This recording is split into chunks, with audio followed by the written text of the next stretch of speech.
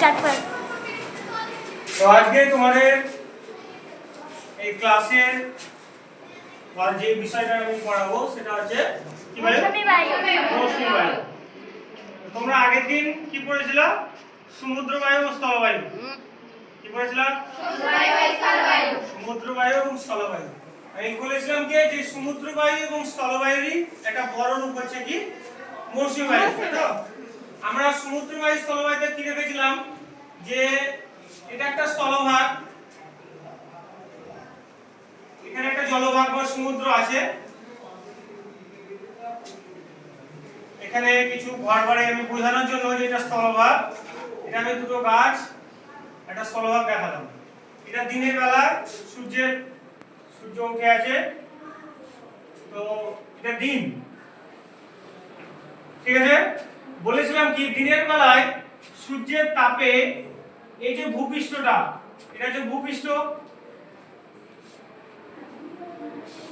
কি হয় সূর্যের তাপে ভূপৃষ্ঠের যে সংলগ্ন বা ভূপৃষ্ঠের গায়ে যে বাতাসগুলো লেগে থাকে সেগুলো কি হয় না, তো সূর্যের তাপে এই কোণাগুলো খুলে যায়, যেটা জয়েন্ট যুক্ত হয়ে থাকে সেগুলো আলগা হয়ে খুলে যায়।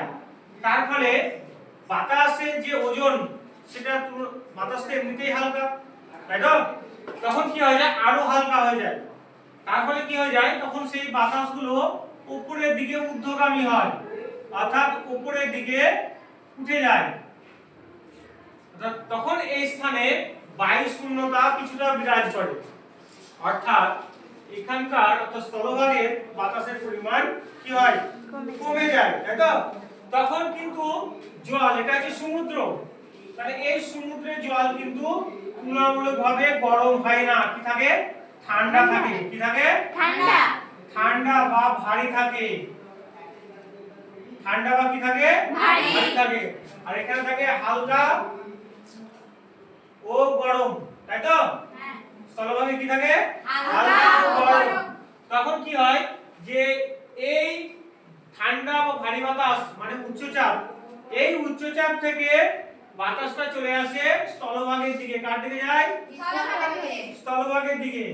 তখন এই যে বায়ুটা প্রবাহিত হচ্ছে সেই বায়ুটার নামই হচ্ছে কি বায়ু? এটা হচ্ছে সমুদ্র বায়ু। কি বায়ু? সমুদ্র বায়ু। তোমাদের একটা প্রশ্ন হতে পারে, স্যার এখানে তো লিখেছেন মৌসুমী বায়ু, পড়াচ্ছেন সমুদ্র বায়ু কেন? কারণ এটা বুঝলে তোমার মৌসুমী বায়ুটা বোঝাটা অনেকটাই সুবিধা হয়ে যাবে। এটা তাহলে বুঝতে পারলে কি দিনের বেলায় সূর্যের তাপে বাতাস হালকা হয়ে উপরে উঠে যাচ্ছে, মানে নিম্নচাপ সৃষ্টি হচ্ছে, কিন্তু জল তাড়াতাড়ি গরম হয় না, তাই ঠান্ডা থাকে বা ভারী থাকে, তার জন্য এখানে উচ্চচাপ বিরাজ করে। তখন সমুদ্র দিক থেকে বাতাস স্থলভাগের দিকে যায়, এটাই হচ্ছে সমুদ্র বায়ু। এবার চলে এসো রাতের বেলা, সূর্য মিটিয়ে দাও, এবার চলে এলো চাঁদ, রাতের আকাশে চাঁদ উঠে আছে। এবার কি হলো, অর্থাৎ দিনের বেলায় যে পজিশনটা ছিল তার উল্টোটা হয়ে যাবে। আমরা জানি কি যে যে জিনিস যত তাড়াতাড়ি গরম হয় সেই জিনিস তত তাড়াতাড়ি ঠান্ডা হয়। দিনের বেলায় স্থলভাগ গরম হয়েছিল, তেমনি রাত্রি বেলায় কি হবে? দ্রুত ঠান্ডা হবে। কি হবে? দ্রুত ঠান্ডা হলে কি হবে? এখানকার বাতাস ভারী হবে। কি হবে? ভারী। তার ফলে উচ্চচাপ বিরাজ করবে। কি চাপ বিরাজ করবে? উচ্চচাপ। কিন্তু জল কিন্তু তাড়াতাড়ি গরম হবে, ঠান্ডা হবে না, জল থাকবে গরম। জল থাকবে কি? গরম ও হালকা। তার ফলে এখানে সৃষ্টি হবে নিম্নচাপ। কি চাপ? নিম্নচাপ। তাহলে বাতাস সবসময় কোন চাপ থেকে কোন চাপের দিকে যায়? উচ্চচাপ থেকে নিম্নচাপের দিকে। তখন স্থলভাগের দিক থেকে বাতাসটা যাবে জলের দিকে, এটার নাম হচ্ছে স্থলবায়ু। কি বায়ু? স্থলবায়ু। তাহলে বুঝতে পারলা? রাত্রি বেলায় স্থলভাগ থেকে বাতাসটা জলের দিকে যাচ্ছে, কারণ রাত্রি বেলায় স্থলভাগটা দ্রুত ঠান্ডা হচ্ছে, ঠান্ডা হওয়ার ফলে বাতাস ভারী হচ্ছে, মানে উচ্চচাপ হচ্ছে, তখন স্থলভাগ দিক থেকে জলের দিকে যাচ্ছে। তো স্যার এটা সবসময় চলবে না, মাঝরাতের পর থেকে শুরু হবে এবং ভোরের দিকে বেশি হবে। তাহলে এটা বুঝতে পারলা যে দিন এবং রাত্রের পার্থক্যে সমুদ্র বায়ু এবং স্থলবায়ু প্রবাহিত হচ্ছে। তাহলে স্যার এবার আসবো আমি আসল বিষয়, আজকে মৌসুমী বায়ু। তাহলে এটার সাথে সম্পর্ক কি? স্যার সমুদ্র বায়ুর সঙ্গে স্থলবায়ুর সম্পর্ক কি? না তো সমুদ্র বায়ু এবং স্থলবায়ুর বড় রূপ বা বৃহৎ রূপ হচ্ছে কি মৌসুমী বায়ু। তাহলে তুমি এটাকে দিনটাকে ধরে নাও, গ্রীষ্মকাল। কি কাল? গ্রীষ্মকাল। গ্রীষ্মকাল। আর রাত্রিটাকে ধরে নাও কি কাল? শীতকাল। কি কাল? শীতকাল। শীতকাল। আর যেটা স্থলভাগ ছিল, স্থলভাগটাকে ধরে নাও ভারতবর্ষ। কি ধরে নাও? ভারতবর্ষ। ভারতবর্ষ। আর জলভাগটাকে ধরে নাও ভারত মহাসাগর। কি? ভারত মহাসাগর। মহাসাগর। দেখা যায়। আচ্ছা, ভারত মহাসাগরের মধ্যে কি কি সাগর আছে? দুটো সাগর আছে, বলো আসমানি। ভারত মহাসাগর দক্ষিণ দিকে কি কি সাগর আছে? ভূমধ্যসাগর না, বঙ্গোপসাগর একটা, আর একটা আরেকটা কি সাগর আছে? বাঁদিকে পশ্চিম দিকে মুম্বাই দিকে কোন সাগর আছে? আরব সাগর। তাহলে কি সাগর আছে? একটা আরব সাগর, আরব সাগর আর বঙ্গোপসাগর। তাহলে এই দুটো মিলিত হয়ে কি হচ্ছে? ভারত মহাসাগর। তাহলে আমি দিনটাকে ধরে নিলাম গ্রীষ্মকাল আর রাত্রিটাকে ধরে নিলাম শীতকাল। দিন রাত্রি পেয়েছিলাম কোন বায়ুতে? সমুদ্র বায়ু এবং স্থলবায়ুতে। এবার আমি মৌসুমী বায়ুতে পাবো গ্রীষ্মকাল আর শীতকালের পার্থক্য। স্যার কিভাবে হবে এটা একটু দেখো।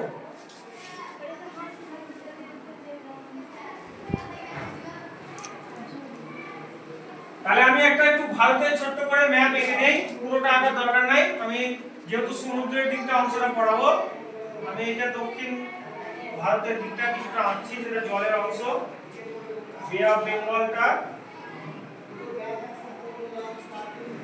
এলে আমার পুরোটা এখন দরকার নেই, মোটামুটি বোঝানোর জন্য, কিন্তু ক্লাসে শুনে কম। দেখো এদিকে আছে আরব সাগর, কি আছে? আরব সাগর। আর এদিকে আছে বঙ্গোপসাগর। বঙ্গোপসাগর। আস্তে কথা বলো, ঠিক আছে? এদিকে যে শ্রীলঙ্কা আছে এখানে, বা ভারত মহাসাগর নিচের দিকটা, এটা ভারত। তাহলে এটা সমুদ্র, তাই তো? এটা সমুদ্র। এবার দেখো গ্রীষ্মকালে জিনিসটা কি হচ্ছে? গ্রীষ্মকালে আমরা যেমন ওদিকে স্থলভাগ ধরেছিলাম, এটা ভারতবর্ষ, ভূভাগ, স্থলভাগ। এখানে যখন গ্রীষ্মকাল পড়বে তখন কি হবে? সূর্যের তাপ বেশি পড়বে না কম পড়বে? বেশি পড়বে। তাহলে এই যে স্থলভাগের যে বাতাস, যখন সূর্যের তাপ বা প্রচুর গরম থাকবে বা গ্রীষ্মকাল থাকবে, তখন তার এখানকার বাতাস কি হয়ে যাবে? হালকা হয়ে উপরে উঠে যাবে। মানে ভারতবর্ষের বাতাসের পরিমাণটা, বিশেষ করে উত্তর পশ্চিম ভারত, এটা খুব উঁচুতে লিখে দেই, সুবিধা হবে।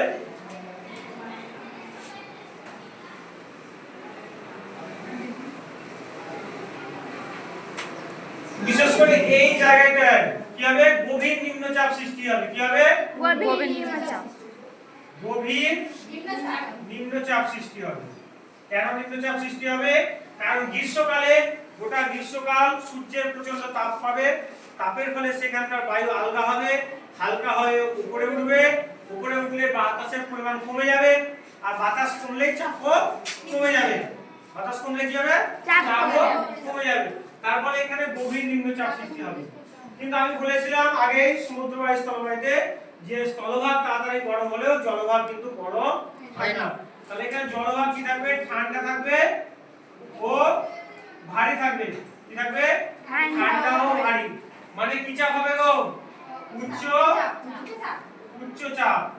তাহলে বাতাস সবসময় কোন চাপ থেকে কোন চাপের দিকে যায়? উচ্চ চাপ থেকে নিম্ন চাপ। তাহলে এই দিক থেকে আরব সাগর থেকে একটা শাখা ভারতবর্ষে প্রবেশ করছে, কোন দিকে যাওয়ার জন্য? এই দিকে যাওয়ার জন্য। কোন দিকে? উত্তর পশ্চিম দিকে যাওয়ার জন্য। মানে এভাবে শুরু করছে যাত্রা। কিন্তু এখানে কি হচ্ছে? যেমনি ভারতবর্ষে প্রবেশ করছে, তেমনি এই বায়ুর চাপটা কিন্তু বাঁধ নিয়ে নিচ্ছে। স্যার বাঁধ কেন নিচ্ছে? কারণ জল থেকে যখন স্থলভাগে যাবে তখন বায়ুর চাপের যে ঢাল সেটা পার্থক্য হয়।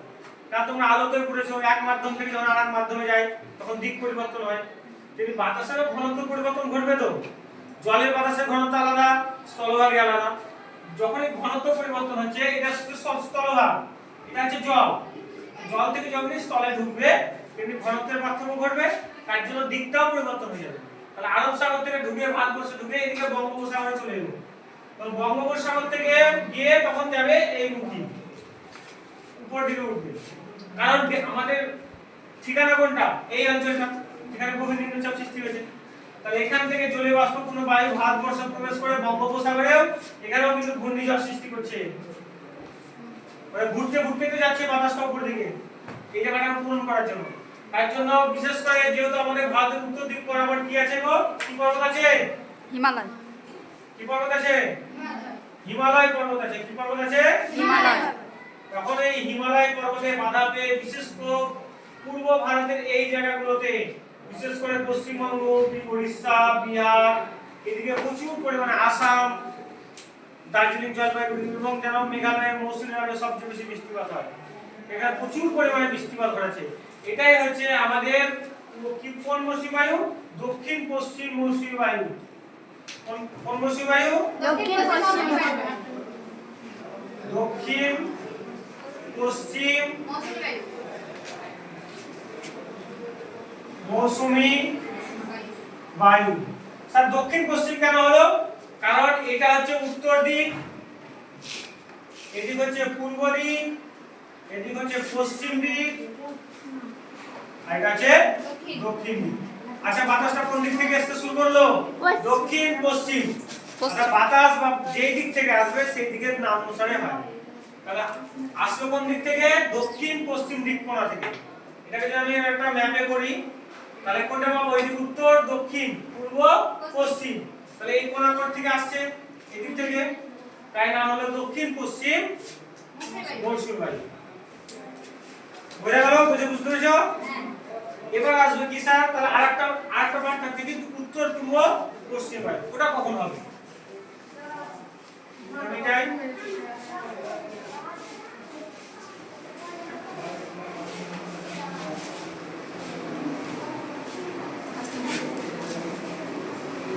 ওটা হোক।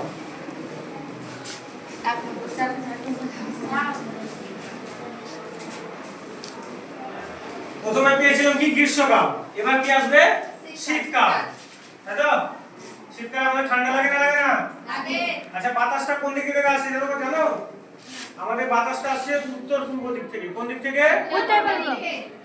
তাহলে এই বাতাসটা হচ্ছে উত্তর পূর্ব মৌসুমী বায়ু। স্যার কেন আসছে উত্তর পূর্ব দিক থেকে? কেন আসছে? তাহলে আমি যেমন গ্রীষ্মকাল পেয়েছিলাম, শীতকালে আমি একটা বলেছিলাম যে সমুদ্র বায়ুর ক্ষেত্রে দিনের বেলায় স্থলভাগ যেমন গরম হয় তাড়াতাড়ি, রাত্রি বেলায় কেমন কি হয়? তাড়াতাড়ি ঠান্ডা হয়। তাহলে ভারতবর্ষে তুমি স্থলভাগ ধরো, তাহলে দিনে মানে গ্রীষ্মকালে গরম হয়েছিল, শীতকালে কি হবে? ঠান্ডা হবে। শীতকালে কি হবে? ঠান্ডা হবে। তাহলে ভারতবর্ষটা হয়ে যাবে ঠান্ডা। ঠান্ডা মানে তুলনামূলক কম টেম্পারেচার, কম তাপমাত্রা। ঠান্ডা হবে ও ভারী হবে। কি হবে? ঠান্ডা ও ভারী বাতাস মানে কোন চাপ? উচ্চ চাপ। ঠান্ডা ভারী বাতাস মানে উচ্চ চাপ।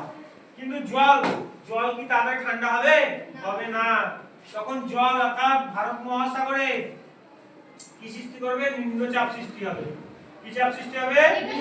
নিম্নচাপ সৃষ্টি হবে। তাহলে বাতাস সবসময় উচ্চ চাপ থেকে নিম্নচাপের দিক থেকে আসে যায়, তাই তো? তাহলে ভারতবর্ষ থেকে তখন বাতাসটা আসবে কোন দিকে? জলের দিকে। কোন দিক থেকে আসবে? জলের দিকে আসবে। তাহলে এদিকে উচ্চ চাপ সৃষ্টি হচ্ছে, ঠান্ডা এলাকা, কারণ বেশি সব দিকে ঠান্ডা এলাকা পাহাড়ের দিকে থাকে, তাই তো? ঠান্ডা দিকে থাকে বা উত্তর দিকে থাকে, যত উত্তরে যাবে তত ঠান্ডা পাবা। তো উত্তর পূর্ব এই কোণার দিক থেকে বাতাসটা আসবে কোন দিকে? এভাবে আসবে জলের দিকে। স্যার উত্তর পূর্ব দিক থেকে কেন আসছে? তাই তো? তোমরা কি বায়ু পড়েছো? আইন বায়ু পড়েছো তো? পড়েছো তো? আইন বায়ু আসে পার্বতীয় অঞ্চল থেকে নিরক্ষীয় অঞ্চলের দিকে। তো ভারতবর্ষের দক্ষিণ দিকে কি আছে? নিরক্ষরেখা আছে তো? কি রেখা আছে? নিরক্ষরেখা আছে। তো যেহেতু এখানে নিম্নচাপ বিরাজ করছে, এখানে উচ্চচাপ, তাহলে বাতাস সবসময় উচ্চচাপ থেকে নিম্নচাপের দিকে আসবে। কারণ শীতকালে স্থলভাগটা তুলনামূলক ঠান্ডা মানে ভারী। কিন্তু যেহেতু স্থলভাগ থেকে আসছে, তাই এটা স্থলভাগে আসায় সেখানে তো বেশি জল নেই। জল আছে কি? জল নেই। শুধু স্থলভাগ থেকে আসছে বলে সেখানে তেমন পরিমাণ জলীয় বাষ্প থাকে না। তেমন পরিমাণ জলীয় বাষ্প থাকে না, এই জন্য আমাদের এখানে শীতকালে বৃষ্টি হয় না। কোথায়? তাহলে শুধুমাত্র একমাত্র এই জায়গাতেই হয়, যেটা নাম হচ্ছে করমণ্ডল উপকূল। কেন হয় স্যার? যখন এই দিক থেকে আসবে কিছুটা বাঁকবে বঙ্গোপসাগর, এখানে বঙ্গোপসাগর থেকে কিছুটা জলীয় বাষ্প সংগ্রহ করে নিয়ে আসবে, ঠিক আছে? তার ফলে কিছুটা বৃষ্টিপাত এই অঞ্চলে হয়। একমাত্র এটাই অঞ্চল যেখানে বছরে দুবার বৃষ্টিপাত হয়, ঠিক আছে? তাহলে এই বায়ুটা হচ্ছে উত্তর পূর্ব মৌসুমী বায়ু। তাহলে এটা বুঝতে পারলাম যে সমুদ্র বায়ু এবং স্থলবায়ু এটা একটা বড় রূপ বা বৃহৎ সংস্করণ বলা যেতে পারে। বুঝা গেছে? তাহলে সমুদ্র বায়ু বা স্থলবায়ু এটা একটু বড় ভার্সন বা বড় রূপ। সমুদ্র বায়ুতে যেমন দিন ছিল, কিন্তু ভারতবর্ষে এটা গ্রীষ্মকাল থাকছে। সমুদ্র বায়ুতে যেমন রাত্রিবেলা ছিল, তেমনি এখানে শীতকাল থাকছে। বাতাসটা একবার দক্ষিণ পশ্চিম দিক থেকে উত্তর পূর্ব দিকে যাচ্ছে, একবার উত্তর পূর্ব দিক থেকে দক্ষিণ পশ্চিম দিকে আসছে, ফিরে আসছে। যাওয়ার সময় যেহেতু জলের উপর দিয়ে যাচ্ছিল, তাই জলীয় বাষ্প সংগ্রহ করে নিয়ে এখানে বৃষ্টিপাত ঘটাচ্ছে গ্রীষ্মের পরে বর্ষাকালে। আর যখন ফিরে আসছে, যখন স্থলভাগ থেকে আসায় কোনো জলীয় বাষ্প না থাকায় কোনো বৃষ্টিপাত হচ্ছে না। আজকে তোমাদের টপিকটা এই পর্যন্ত। এর পরবর্তীকালে যদি কোনো প্রশ্ন থাকে আমি নেক্সট ক্লাসে তোমাদের বলবো। ঠিক আছে?